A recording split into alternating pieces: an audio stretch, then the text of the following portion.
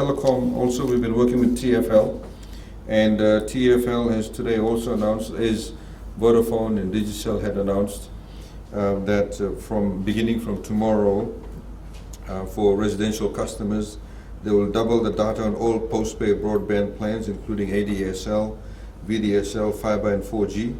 For example, a Connect Excite customer paying $39 per month will get additional 150 gigabytes, totaling 300 gigabytes per month. They'll get free 5 gigabyte data per month for all prepaid customers.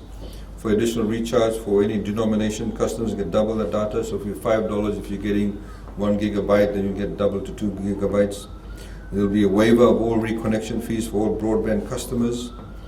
There will be free unlimited internet access at all Connect Wi-Fi hotspots nationwide.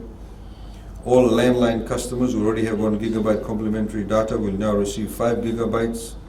There will be free 200 minutes on net calling for landline customers to all Telecom Fiji numbers, and 10 cents a minute for all off-net calls, including mobile and most frequently call international destinations, which include, of course, Australia, New Zealand, USA, UK, Canada, China, Hong Kong, Japan, Singapore, Malaysia, India, France, and Germany. And then for the business customers, for the next 3 months, there's double data on all broadband plans, which includes ADSL, VDSL, fiber, and 4G. Telecom is already in discussions with its customers in the hotel industry, the hospitality sector, and tourism sector to offer flexible payment arrangements on a case-by-case basis. And they'll offer to facilitate and support staff working from home. Telecom will offer 30% additional bandwidth at no extra cost for their enterprise customers. Reconnection fees again will be waived for all postpaid voice and data customers. For business customers going into work from home mode for their employees, Telecom will offer 60 days free access to WebEx, enterprise web conferencing and all collaboration platform, and free 6 months access to Microsoft Teams for all enterprise customers. So this is obviously good news for us too, because government will also be using these types of services, increased data access. So this facilitates a new way of working, and of course it facilitates the ability for us to be able to do more work from home. Ladies and gentlemen, we need to look at it from the positive side too. It can create a new culture of working from home and more flexible working hours in time to come. But it needs to be managed properly. We cannot have people obviously abusing it. If your boss tells you to work from home, it does not mean you wake up at 10 o'clock in the morning and work for 1 hour and then go off and do something else.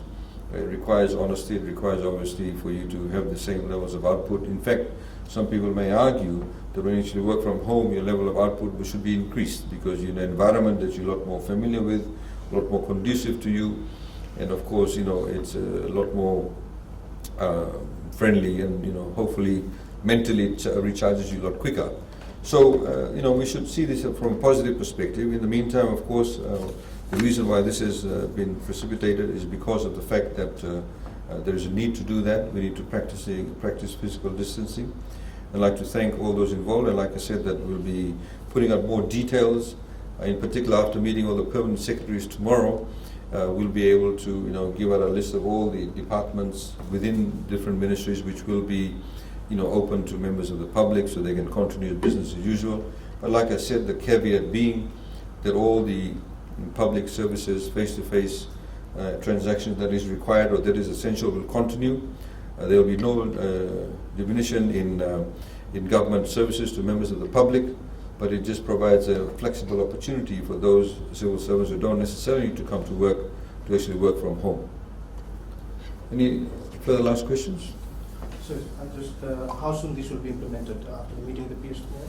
Yes, we hope to roll it out. In fact, we've been doing some work. The PS for Civil Service is already here. She's here. She's been having consultation discussions with the permanent secretaries since last week. So it should be fairly easy to roll out in the next couple of days, or finalize in the next couple of days. So, Faria from FBC, just on whether there are measures put in place to ensure that these workers who are working from home complete their set targets.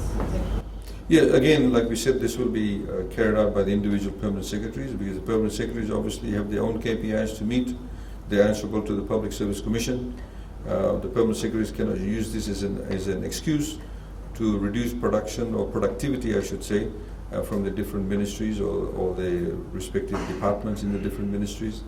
So that's part of their KPI, so they'll make sure that gets done. This is why we're meeting up with them tomorrow to ensure that it gets rolled out properly and that the civil servants who do get to work from home actually have the same level of output, in fact, if not increased productivity. Is this being looked at for school students and teachers as well to roll out studying via online platforms?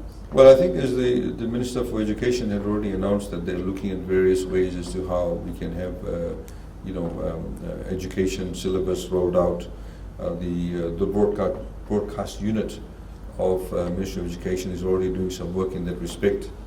We've had discussions, as you know, with FNU is already talking to Wailesi regarding their syllabus and their curriculum, having that available through the Wailesi platform. It's available, of course, on the mobile phones. So a lot of students actually have mobile phones, so they can access those types of curriculum through the mobile phones. And we are also exploring opportunities through, again, Wailesi to have some general lessons or syllabus rolled out through the TV, because we have a couple of channels that are free for us to be able to use. The whole issue, of course, is to ensure that we have the right content uploaded and the quality of the content, because you need to ensure that when you load things on the TV, in particular for primary school or high school students, it needs to be of a particular caliber that retains their attention. If you don't retain the attention, they might as well not roll it out. So that's critically important as to how we do that, and the content is very, very important, and that's what's being worked upon. So, given the fact that the first confirmed case, FlightNet, did not follow the directives given, is the government pursuing to look at possible laying charges on him? Well, that's not for me to comment. That obviously is done by an independent body. I don't think it's prudent to comment on such matters. Other questions? Thank you very much.